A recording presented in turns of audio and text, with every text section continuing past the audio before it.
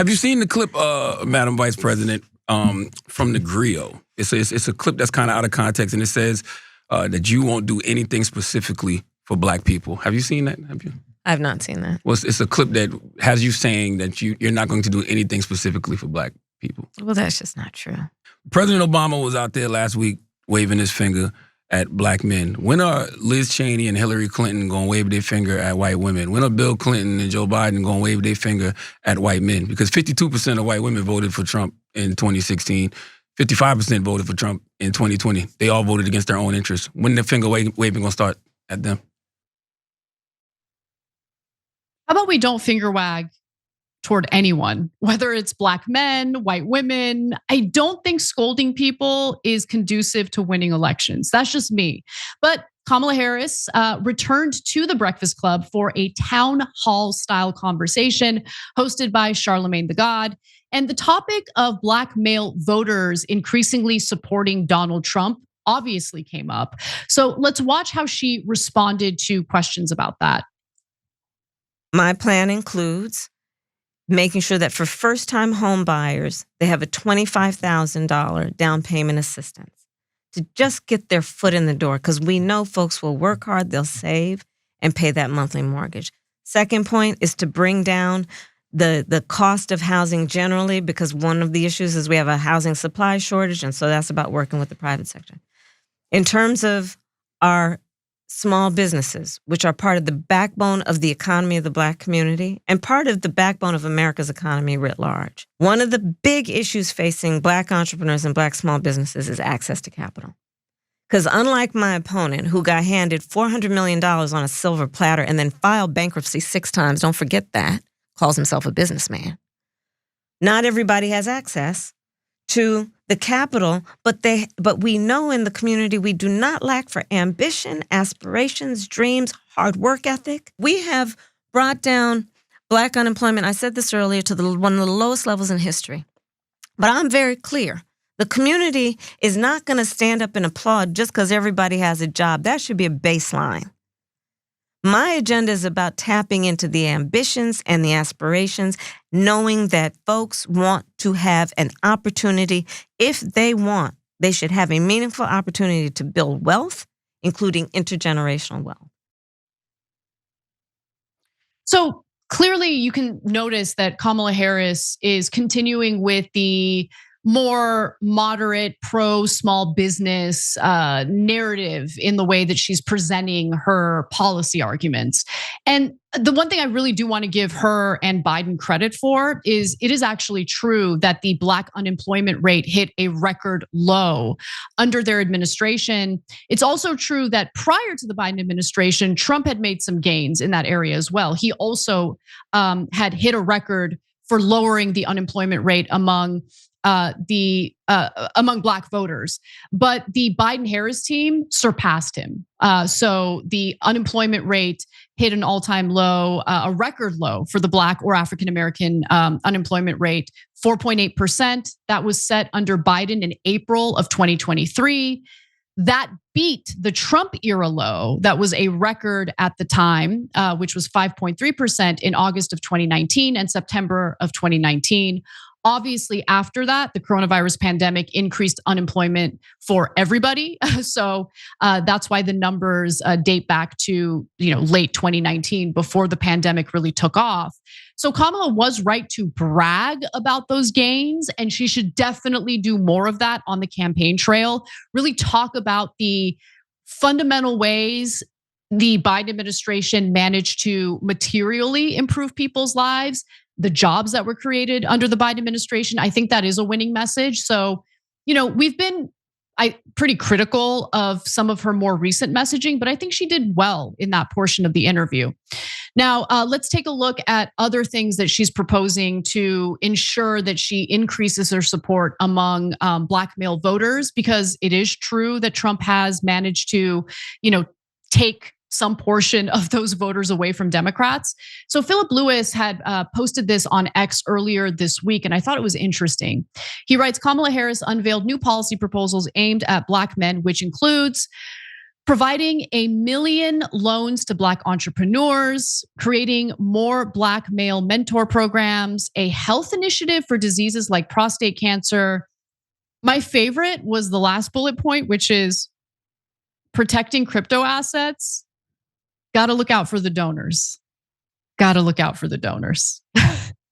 But the rest, forgivable loans, that's fine. She was actually asked about that during an interview recently, and someone asked about fraud. Like, well, what are you going to do to protect, taxpayers from this program, being used fraudulently? And that was an interesting exchange. It doesn't seem like she's really thought about that much yet, but that's kind of the problem with, in my opinion, her campaign. It's kind of like, since it all kind of came together last minute, given the fact that Biden refused to drop out until it was very late in the game, she's kind of coming up with policy proposals on the fly.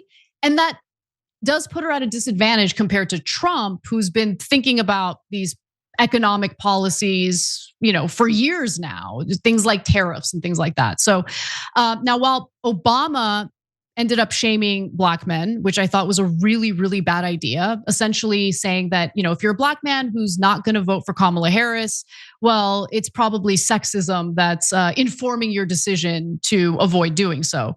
Obviously, I'm paraphrasing, but that's essentially the message. That's what he implied. Now, I think that that's unfair to people. And what I'm about to show you is important to listen to, because it's better to listen to what voters are saying. Like, what is their rationale? Why are they opting to vote for Donald Trump instead of Kamala Harris? Listen to what they have to say. Don't straw man, don't put words in their mouths. And I'm mostly saying this for the Democratic Party, because if you want to win these voters back, then you have to listen to what they're saying. You have to genuinely be curious about what their concerns are. And so here is a Black conservative. He hosts the Black Conservative Perspective on YouTube. His name is George Foreman. And he recently covered this interview. And I thought what he had to say was pretty interesting. So take a look. I encourage people to get out of this very low level thinking of what is X politician going to do for me based off my race. Okay. It's just not a productive conversation. Okay. You want to know the Black agenda that Trump has. You want to know the Black agenda from Trump. Okay. Since Black people want to talk about what are you going to do for me? No tax on tips, which you have a lot of Black people working these service jobs that rely on tip wages.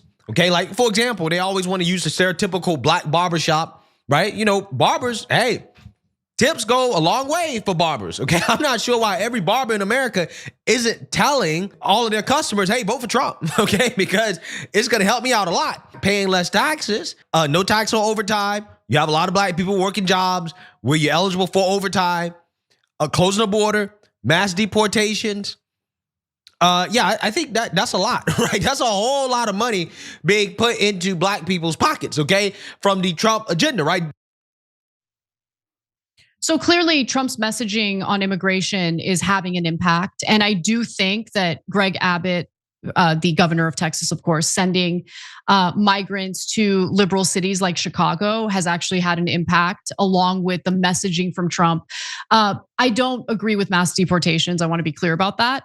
But remember what I was saying a few weeks ago, guys, about the specific things that Trump is saying on the campaign trail and then just repeating it over and over and over again. You might not agree with those policies. You might think, oh, this isn't really fleshed out and I'm not buying it. You might not believe he'd actually implement these policies, but put the politics or separate the politics from the governance or the actual acts that a politician would do once they get elected. The political messaging is clearly effective to some extent when Trump says no tax on tips. There's a lot of service workers out there who are going to find that message appealing. And so Democrats should think about that. Like, what can we do to simplify our economic message? How can we be repetitive with that economic message until it really sinks in and people understand what we represent and what we're trying to do to benefit their lives? I do see Trump doing that to some extent. And I think with Kamala Harris, she's she's starting to kind of get her stride when it comes to economic messaging, but she's not quite there yet. And then, what Foreman said there about a universal program or universal policies as opposed to race-based policies, I tend to agree with, mostly because broad-based policies, universal policies tend to be more popular. That's why it's been impossible for Republicans to do away with Social Security and Medicare. Those are major social safety net programs that have universal appeal because they apply to everyone. So just something to keep in mind. Okay, and then finally, let's go to one more video of Kamala Harris doing something that I think she needs to stop doing. President Obama was out there last week waving his finger at black men. When are Liz Cheney and Hillary Clinton going to wave their finger at white women? When are Bill Clinton and Joe Biden going to wave their finger at white men? Because 52% of white women voted for Trump in 2016.